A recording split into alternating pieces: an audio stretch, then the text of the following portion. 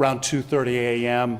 Out on I-75 while he was putting out stop sticks to try to stop a fleeing vehicle. He was struck by a car. It had been noted at speeds over 120 miles an hour during the chase. The suspects exited the car. Two of them were caught fairly quickly as they fled. And just before we came up here, I received word that the third fugitive who had been at large has been apprehended. I have no more facts than that at the moment. I would like to take a moment, though, and remember yet another law enforcement death with a moment of silence. These are heroes who put on the badge and pick up the risk every day they go to work to keep the rest of us safe. If you'll join me in a moment of silence, please.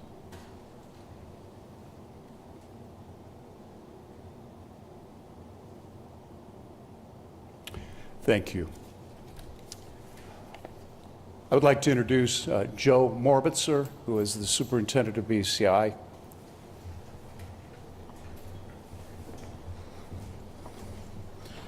Good afternoon, everyone, and thank you for coming out today for this exciting new initiative in law enforcement. This initiative is going to have an effect on all the citizens of Ohio. We at BCI would like to thank the governor and Attorney General Yost for their support in this initiative. This is a high priority for both the governor and the Attorney General. One of the things we need to keep in mind, this is about gun crime, not gun ownership. So when we talk about this, this is about keeping the guns out of the hands of the criminals. Colonel Fambro and his staff and our staff at the AG's office had the distinct pleasure of meeting with the Director Richardson of the ATF a couple of weeks ago to explain our vision and our goals for the NIBIN program in Ohio. Director Richardson was very interested in what we were doing and in our direction and where we were heading. One of the things that he has guaranteed to us and promised to us is an increase in the equipment that we will be using, and that'll be explained here in a little bit. One of the things we did do from the AG's office is conduct a survey of all statewide law enforcement agencies. It was rather disappointing at the results because what we found were a majority of the departments had no idea what NIBIN was, what E-Trace was, or any of the things related to those two topics. When we talked to the ATF about this, they said this is not a local problem, it's not a state problem, this is a national problem, and it's one of their goals is education. Likewise, we will be conducting educational opportunities for law enforcement agencies in the state of Ohio. And we're going to play a video here in just a few minutes to show you one of the videos, educational videos we will release. I would like to thank, on behalf of BCI again, Governor DeWine, Attorney General Yost for their support and direction on this program. This is a commitment to keep Ohioans safe. And that's the main thrust of this program, is to keep Ohioans safe. So if we could play the video, please.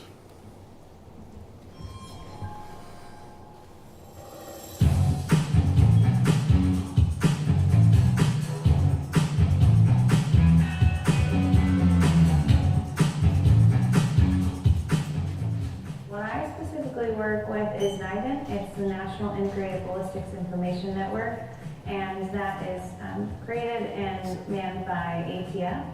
And what the goal of NIBIN is to link cases that weren't previously linked. The biggest benefit, I believe, is that it is giving fast results to police departments. We are searching within Ohio specifically. There is a capability to search outside of Ohio should the officer or police department know that the firearm has been used in other places. So, I mean, I personally think that it is very important that law enforcement has the ability to share that information, because when we send out these potential IDs from NIBIN to police departments, they may not even know that this person or, you know, this firearm is traveling around utilizing it in different crimes. So the first thing that we're going to do is get our cartridge case out. So when we look at these under the microscope, we are looking for either a firing pin drag mark to orient this, or we're looking at the ejector and extractor marks. We get cartridge cases in from either crime scenes or from recovered firearms. we're looking at the class characteristics of the cartridge cases themselves. I'm going to tell it to open. I'm going to take and load it into the holder, place it into the system, and hit enter. This one specifically is going to be a test firearm. So once I input the firearm and cartridge case information, then I'm ready to tell the system that it can start performing its acquisition. It's going to tell you which items within the system it believes are most closely related as far as class characteristics. So what I'm looking at are the breech face marks here. This one has some parallel breech face marks. I'm also looking at this firing pin impression. It's easy to see that there is a possibility that they came from the same firearm. For example, if I go in and see that my reference exhibit matches a test exhibit or potentially matches a test exhibit, we always have it verified by a second NIBIN user. There are always at least 2 sets of eyes on it. And then at that point, we write a report and we send out a notification to that police department, letting them know that there is a potential identification between the cartridge case that they submitted and one or multiple other cases. And then at that point, it's an investigative tool for them to follow up on and hopefully be able to locate that firearm, or if they already have the firearm, identify any other information. The goal is we're trying to find these leads quickly for the department and obviously for the safety of the public. This kind of gives them a way to be connected to other departments with information that they wouldn't have previously had.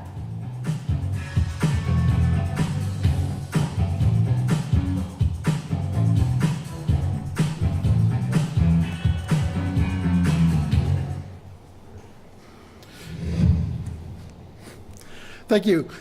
One of the encouraging things is to see the cooperation that we've had now between ATF, the State Patrol, and Colonel Fambro's folks, and the staff here at BCI. So it shows it's not just a local effort, it's not just a state effort, but this is a national effort. With that being said, it is my distinct honor to introduce Governor Mike DeWine. Well, Mr. Superintendent, thank you very much. Attorney General Yost, it's great to be back at BCI. The men and women at BCI do an absolutely phenomenal job. They do it generally quietly. People don't pay a lot of attention, but they solve crimes every single day. So it's great to be back here with them. You know, one of the things that I'm particularly proud of that we were able to do when I was Attorney General was to take on the old rape kit problem and solved a lot of crimes, got a lot of dangerous criminals off the street, and dealt with a backlog, dealt with rape kits that were in police departments around the state and simply were not being tested. What we're announcing today is in some respects similar to that, and it really I think goes with mine and the Attorney General's goal of getting violent offenders off the street. The Attorney General and I are both former prosecutors. As my wife Fran says, once you're a prosecutor, you're always a prosecutor. And the most important thing that we can do in law enforcement, the most important thing we can do to help the over 900 law enforcement agencies in the state of Ohio is to give them the tools to solve the crimes, particularly crimes that are committed by violent repeat offenders. And the announcement that we're making today is, frankly, a very significant announcement, because it's going to give local law enforcement, as well as the Highway Patrol, the ability to solve a lot of crimes. And because of this, there will be crimes that will be solved and violent offenders will be taken off the streets that would not have been taken off but for this initiative. So let me talk for a moment about the initiative. First of all, we are awarding $9.2 million to the Attorney General's office and $1.3 million to the Ohio State Highway Patrol. Our purpose today is to launch Ohio's new ballistic testing initiative. And this will be available to every law enforcement agency in the state of Ohio. Many law enforcement agencies have not been able to test the guns, to fire the guns, to compare that, to put it into this database, and this will enable them to do that. This initiative will significantly expand local law enforcement's access to NIBIN. You just heard about on the Attorney General's video, which you just saw. Once underway, we believe this initiative will yield similar success in solving shootings and homicides. I want to again thank the General Assembly. Senator Hackett is here today. I want to thank him and members of the General Assembly for funding this. We went to the General Assembly and asked them to take $250 million from the American Rescue Plan Act funding to help law enforcement and to keep our citizens safe. And they did that. A great deal of the emphasis on this money is going after violent offenders, repeat offenders. Just to put this in perspective, since the pandemic began, violent crime nationwide has gone up.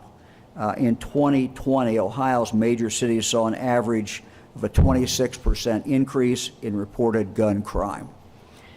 We started about that time in our office because at that point there was no one place to go look for this information. We started keeping track, and we did it. It's unofficial and it's not perfect. We relied upon the news media to report, and then we counted. But this, what we call an unofficial tally by my office, found that more than 1,000 people were injured and around 650 people were killed in shootings just over the past 18 months in Ohio. You see that in the newspapers virtually every single day. And the most tragic part about that, every death is sad, every death is just something to mourn. But when you see young children who are the victims, I think it really touches your heart. 10-year-old was shot to death in Youngstown during this period of time. A 9-year-old and his sister, age 6, were shot to death in Columbus, and another child, age 10, was shot to death in Toledo. These are just some that we picked up in the newspaper. In each case, these innocent kids were murdered by someone who, in most of these cases, didn't have the legal right to have a gun anyway. Violent, repeat offenders.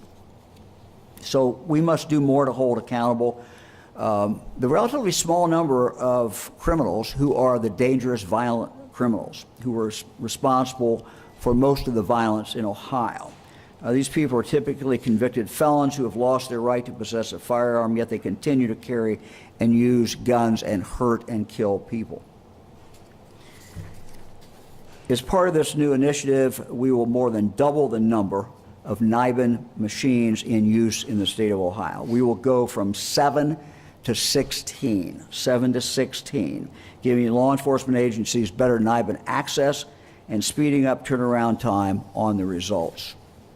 Of the total, as I said, of the total of $10.5 million, 1.3 will go to the Highway Patrol to purchase 2 NIBIN machines to test the increasing number of illegally possessed firearms that our troopers are finding during their routine traffic stops. The patrol will also test firearm evidence for any local law enforcement agency in the state of Ohio, free of charge. The remaining 9.2, the great bulk of this money, will go to the Attorney General, will go to BCI to install 5 more NIBIN units at their 3 crime labs for a total of 6. So London will end up with 2, Richfield with 2, and Bowling Green with 2, and we will then, on top of that, have 2 mobile units that BCI will have out in the more rural areas of the states. And the Attorney General, I'm sure, will talk more about these details.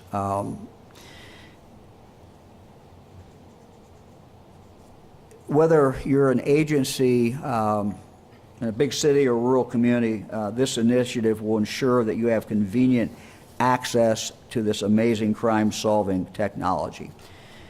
In closing, let me just ask every law enforcement agency in the state of Ohio, if you have untested evidence untested ballistic evidence, please bring that forward. Work with BCI. They will be getting this ready, and the Attorney General will talk a little bit about the timeline. But this is going to dramatically increase our capacity in the state of Ohio.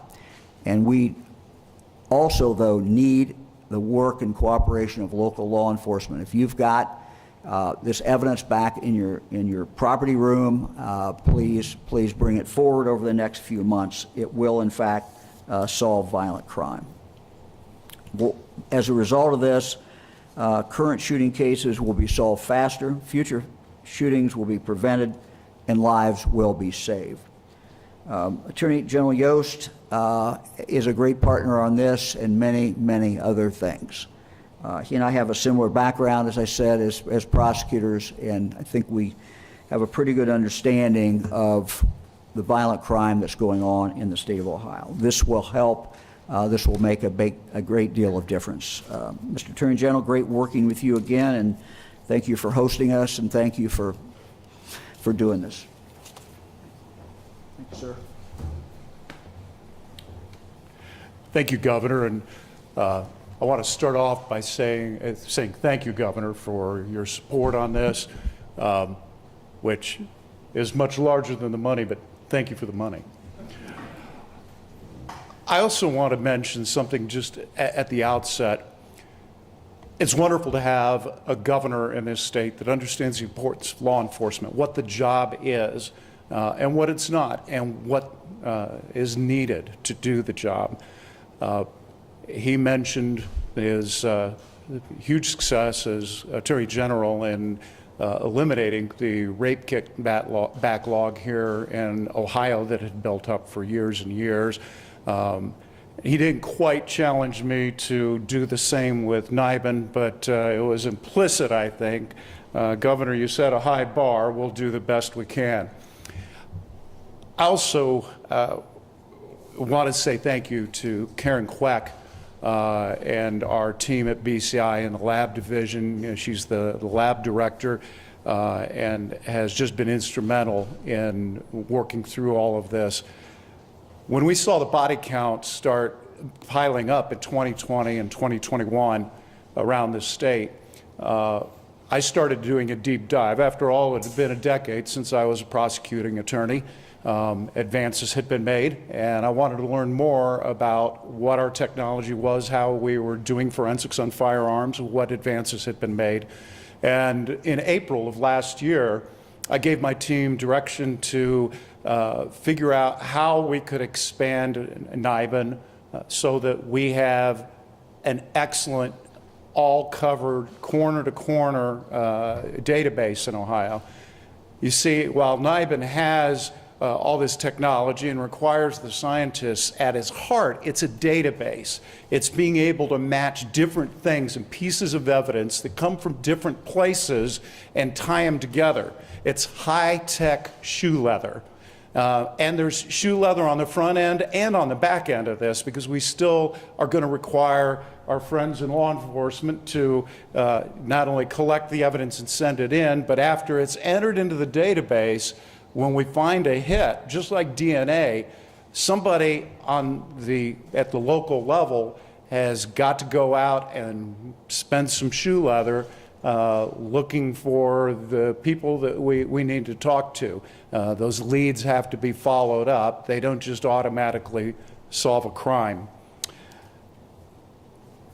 Right now, NIBIN has some amazing successes, but I'll be candid with you. There are too many holes in the data. There are too many shells, casings that have been recovered, too many weapons that have been recovered that have never been tested, have not been entered into the database. This additional capacity, both human and technological, is going to mean more bad guys are off the street and in jail where they belong.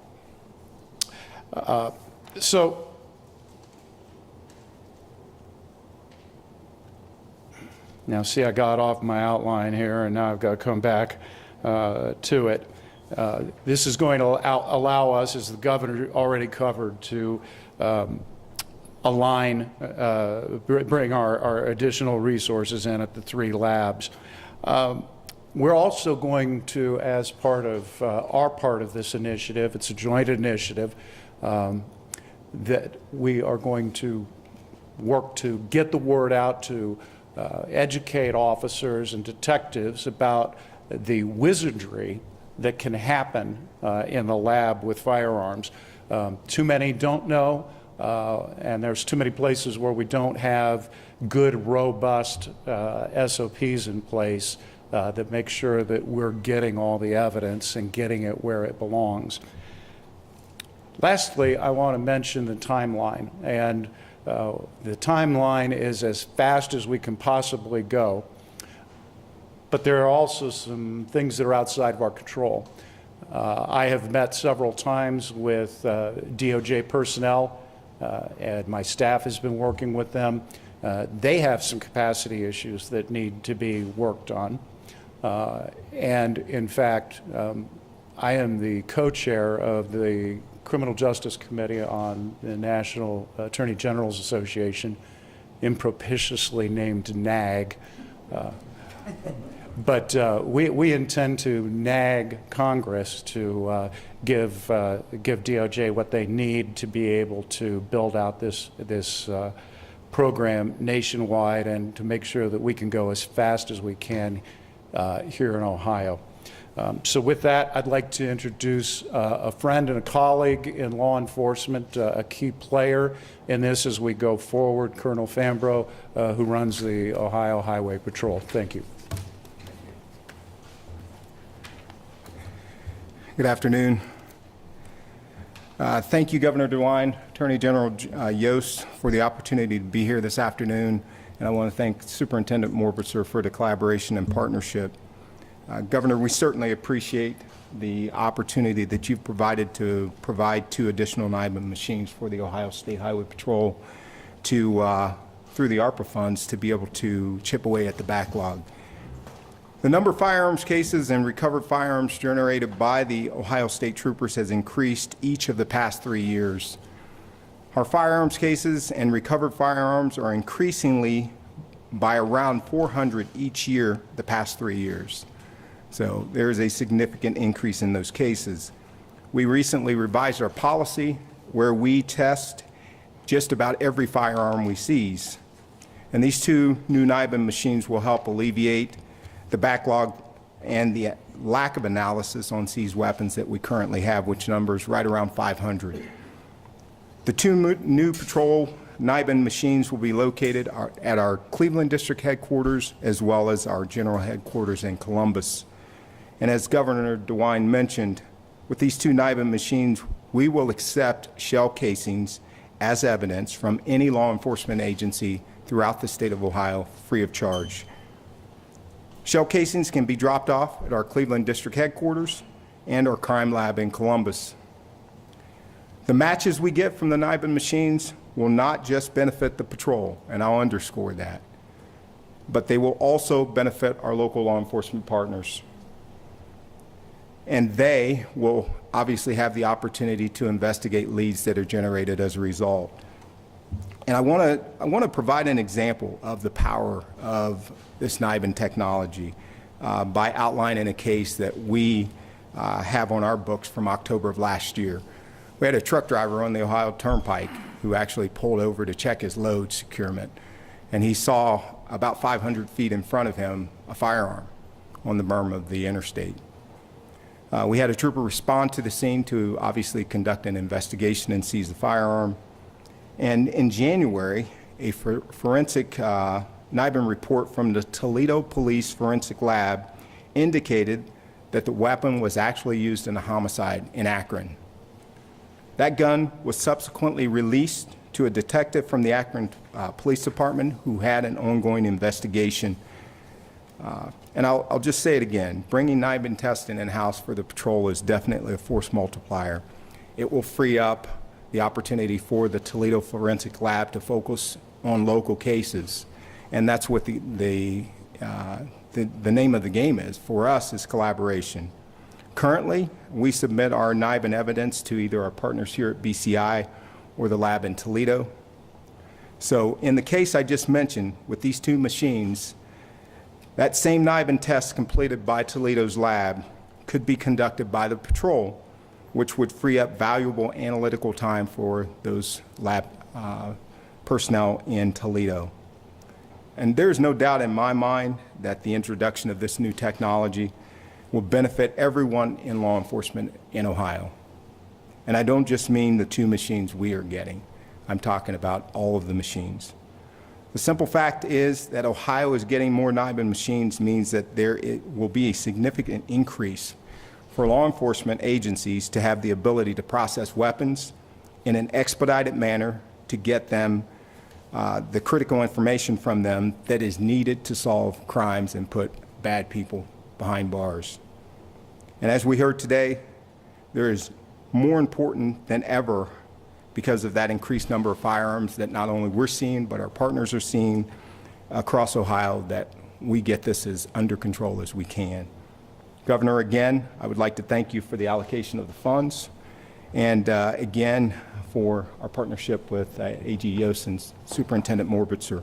I want to, at this time, introduce my friend and colleague, Greene County Sheriff, is Scott Anger.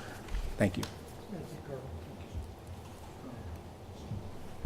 Thank you, Governor, for the opportunity to be here today. Thank you, Mr. Yost.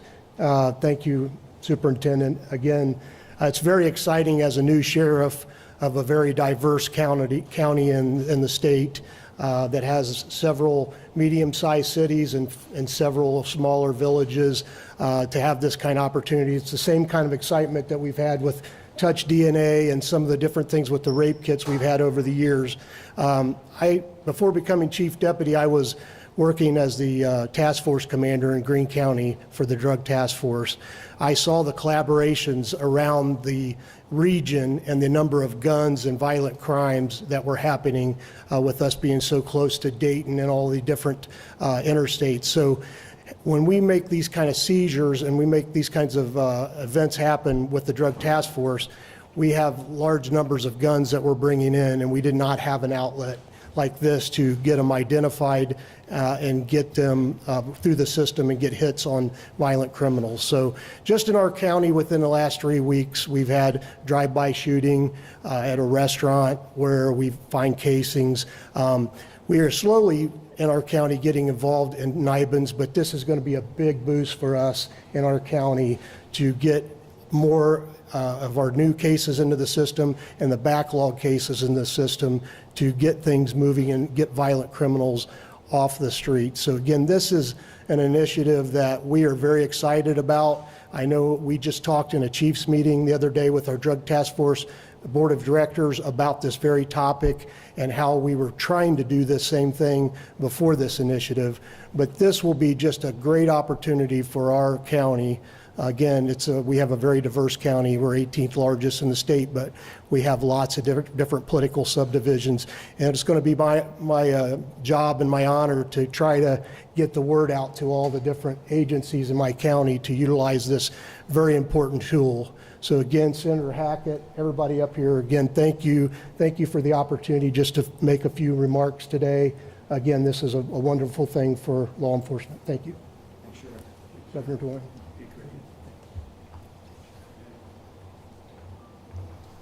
We'll be happy to take any questions for any of the folks up here.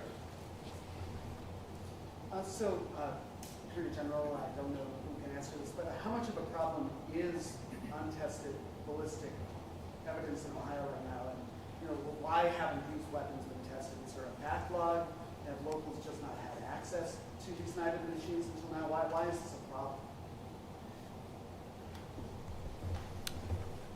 So first of all, we are aware that there's lots of evidence out there over the years that didn't get submitted. How much? We don't really have a way of collecting that data. So there's enough anecdotal data. We know it's an issue. I can't really quantify it at this point, and there's not any requirement, of course, to maintain evidence indefinitely for ballistic reasons. Unless it's a homicide, it might well not be kept in a crowded local evidence room. There is not a backlog. Currently, the turnaround is about 5 to 7 days. But part of that is because we've got a lot of stuff that's not getting submitted. This work needs to get done. It takes time. It takes skilled technicians, scientists that are able to do the processing. So this additional capacity, we believe, will be sufficient to, if we were able to convince every agency to submit everything they had, we hope that we will be in a position to process that. One other thing that's kind of cool, when this is up and running, I neglected to mention this, it will be tied directly into the correlation center at ATF. Right now we have to submit that. That takes several days to process and turn around. Once we have the new machines in and have tied them in, this will allow for real-time results. And the last thing, I can see Carol O'Brien looking at me that I forgot to say. One of the problems we have is a lot of our rural areas, particularly in southeast Ohio, Bob Cornwell from the BSSA is here. If you tell the sheriff in Meigs County that he's got to drive 2 hours, send somebody 2 hours up and 2 hours back to submit the evidence, guess what? It's probably not going to happen. So this grant includes 2 mobile units that will be able to go to the more sparsely populated parts of the state and set up shop and move from place to place. Very excited. That's a cutting edge kind of idea, and we believe that will help in some of the other areas to actually get the evidence into the system. Let me just add one thing to that. You know, the Attorney General and I hope that because of this initiative, that it will become standard practice for law enforcement to have these run. And for all the reasons that the Attorney General has said, that is simply not happening today. We know statistically that if you run everything, you're going to see more matches. And that's really what the goal is. We need to keep in mind that we have close to 1,000 law enforcement agencies in the state of Ohio, somewhere between 900 and 1,000. That's a lot of departments, and it goes from big departments down to very, very small departments. So, again, part of the challenge is, you know, they really, if you're going to run these, you have to have trained people to run them, and you have to have the equipment to run it. And so what we're going to do, we're going to monitor this. We're going to take another look at it in 6 months and see how it's working. We think this will make a huge, huge difference. My hope is that we will see law enforcement agencies across the state start flooding the Attorney General's office and BCI, as well as the Highway Patrol. And so if we look at that in the future and we're still not able to keep up, you know, we'll go back and do what we have to do to increase that. Right, Tom? Governor, I have a question that you probably anticipated. I'm sure it's on crime, right? Of course it is. So you recently signed a permitless carry law here in Ohio. Social sciences correlated looser concealed carry laws to increase handgun homicides. So isn't that another way to reduce gun crime, and doing this, is that akin to chasing horses after they're out of the barn? Well, there's nothing stopping a criminal. The criminal are the people you need to worry about. You know, we did a study, you've heard me say this, you're sick of me saying it, but we did a study when I was Attorney General. We went back, we had a professor at Ohio State, and we went back to 1974, I think, and looked at every single felony that was committed during that period of time that someone was convicted of. And what we found is that the violent crime is caused by a relatively small number of people, and they commit it time after time after time. So what we're doing today is going to have a significant impact on that. We have in addition to that, we have a bill pending with the legislature that we're urging them to pass, which would allow a judge to impose a very severe sentence and that would be up to the judge, no mandatory sentencing. But if that person is convicted of having a gun and being under disability, which simply means that they've been found guilty of a violent offense in Ohio previously and are not allowed to have it. What we're doing today and the passage of that bill will save a lot of lives because it will get a lot of violent criminals off the streets. In regard to the particular bill that you're talking about, that the legislature passed by a big margin and that I signed, the reality is that if someone wants, before that bill was signed, if a criminal wants to have a gun on them, they're going to have the gun on them. So the problem is people. The problem is the criminals. We got to go after the violent offenders and go after them and lock them up and keep them locked up.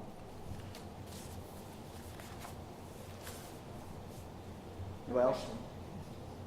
So I understand that the technology identifies the gun that fired the bullet, but not who fired the gun. So can somebody connect the dots for us on how it's going to help I'll let somebody in law identify the enforcement do that. shooter? How does that work? We got a lot of sheriffs here, a lot of sheriffs with a lot of experience. Sheriff Jamie Patton, Union County. It's going to take good old police work to look into the actual case and then do a lot of investigative work on the back end. So technology is great, but you're still going to have the physical human doing the work as far as interviews and follow-ups. So it helps you build. Let me just add. Sorry, Sheriff. I don't want to run into the sheriff here.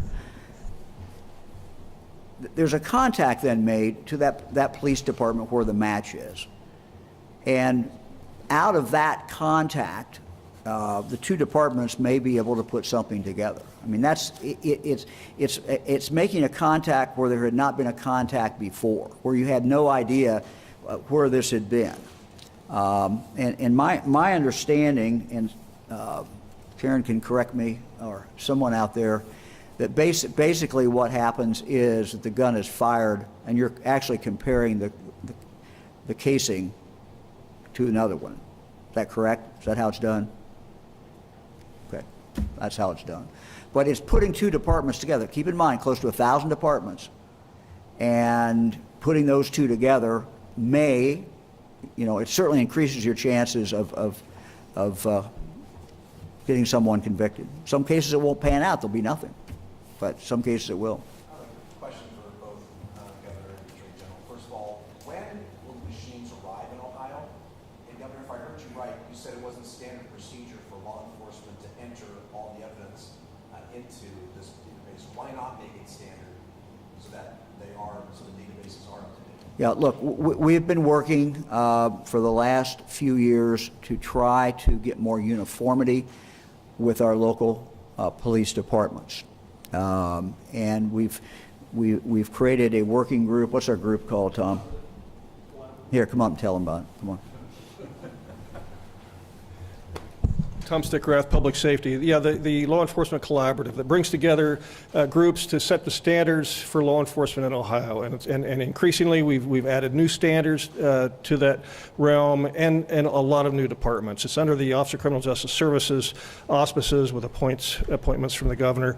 But it's been a very successful project over the years in really bringing some of that uniformity and raising the bar on a number of areas. But the challenge is, and the reason you have to do it this way, is we have, as I said, over 900 police departments in the state of Ohio and sheriff's offices. They are independent. They don't work for me. They don't work for the Attorney General. They work for the people of the local community. And so they are making decisions, rational decisions about the deployment of their local resources. And some of them, many of them, have made a decision that unless there's some reason to think that this gun was used in a homicide, many of them they're just not doing it because of time, because of money.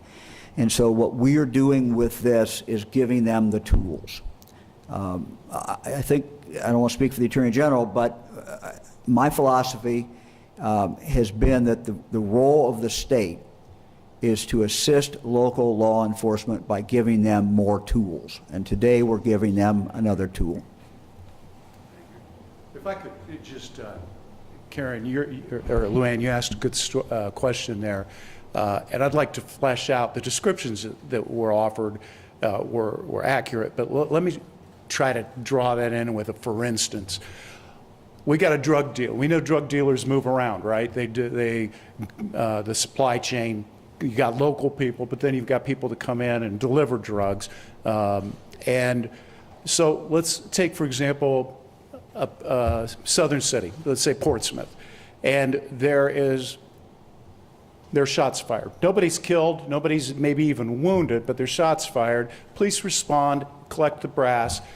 Where's the crime? Well, you've got a firearm that's been improperly shot in the city. You might have an attempted assault, felonious assault, or an attempted murder, but you got nothing else, and you've got no evidence. So are you going to spend the time to send that up to Columbus if you're there? But let's say that same guy is also bringing it down from Detroit through Dayton into Cincinnati and then down across the river. Now in Cincinnati, where they had hundreds of thousands of shots fired last year, according to the ShotSpotter statistics. I heard that. I haven't looked at the statistics myself. Somewhere over there, you've got a match. Now, there's two file folders, one in Portsmouth, one in the police department in Hamilton County, but they don't know each other exist. One of those folders has got a description of the person who shot the gun and the car they drove away in. Maybe a partial plate, maybe just a description, and it's just in there, and what are you going to do? It doesn't really, you don't have a lot of ways to go from there. But then over the file over in Cincinnati, they do have a partial plate, or maybe they've got a partial DNA profile off of one of those shell casings that they got. NIBIN matches them up. Now those two pieces, those two separate files can be combined, and that information is getting you closer to the bad guy. Now that's a real simplistic kind of description, but that's what goes on in the underworld, and that's why this tool is so powerful. But at the end of the day, it takes these folks to take those leads and chase them down. But they know more at that point and can use all kinds of other techniques that the law enforcement can spot. Cell towers, where do the phones hit on the cell towers? And you start building it out, and eventually you get to the point where we think it's this guy, let's bring him in to talk to him. Yes, Marty? Would you say it's fair then that this is analogous to the development of the fingerprint database way back when? Yes, very, very much so. And it's also similar to CODIS, except not quite as good because DNA actually belongs to the human being, unlike the shell casing. But yeah, these databases prove they connect the dots, and that's what is so powerful for police work. When will machines arrive? I'm sorry? When will machines arrive? I don't have an update on that, Karen. Are we still waiting for the variables at ATF? It's 6 months from when you submit the PO to the company. Once the check is cut. Check's coming. Will this require more people to be hired on a full-time basis, more lab personnel to run these machines? Yes. Where's that money going to come from on an ongoing basis to pay for this? I'll answer that. Look, as long as I'm governor, we're going to have the money for it, so. Curious about, you touched on it briefly, about what other states have this, and how will we connect each state to this? Because it's great to have it here in Ohio, it would be good, but to see what other states are doing, Yeah, how but prevalent is it? this is not a new system. And somebody a lot smarter than I can tell when this system came in, but it is not a new system. What we're really doing today is saying let's utilize it to the max here in Ohio. That's really what I think this is all about.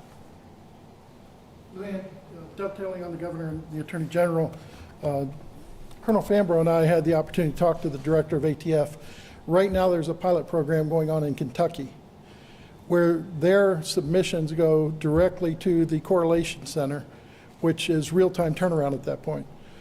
So rather than waiting 7 days, 14 days to follow up, the investigators can follow up on that point. And to that point, with the governor's award of the grant, we are able to hire 2 new agents to sit on the ATF task forces to do the follow-up. Because one of the things, and I know the governor was very strong in the follow-up of the rape kits, but there were departments when we would give them the hit information, they just didn't have the means or ability to follow up. So we formed a cold case unit here to assist in that. That's what we're doing prior to receiving the submissions now, are putting people on those task forces to be able to follow up with ATF agents and do all of those, as we talked about, the shoe leather type work. So we learned from the past, and we're doing that preemptively now. Is there any statistics on solvability with NIBIN? How successful is it in solving cases, do you know? I don't have any data. Anybody want to take John? I didn't hear the question, I'm Do you sorry. know what the solvability rate with NIBIN is? Do you know how successful it is in terms of matches, in terms of solving these crimes you're trying to solve? Yeah, again, NIBIN doesn't solve crimes, it produces leads. We can get you statistics on match rates, but in terms of closing out a case, successfully prosecuting, that really is all handled by local cops and local prosecutors, and we don't have statistics on that. I would further suggest that I expect the match rates to go up dramatically with the increased capacity and the increased submissions from law enforcement and the easier access with the mobile units. More data means more matches. All right, anything else? Governor, do you want to comment on the fallen officer this morning? I really don't have anything to say beyond what the Attorney General said. I mean, it's a horrible, horrible day when we lose a law enforcement officer. And tragically, we lose them every year. And, you know, every year we have a ceremony out here with the Attorney General presiding, and it's, you know, we see families of those who have died. So law enforcement is inherently a dangerous job. And we need to recognize that, and we need to thank the men and women who are out there every single day. Thank you. Thanks, everybody.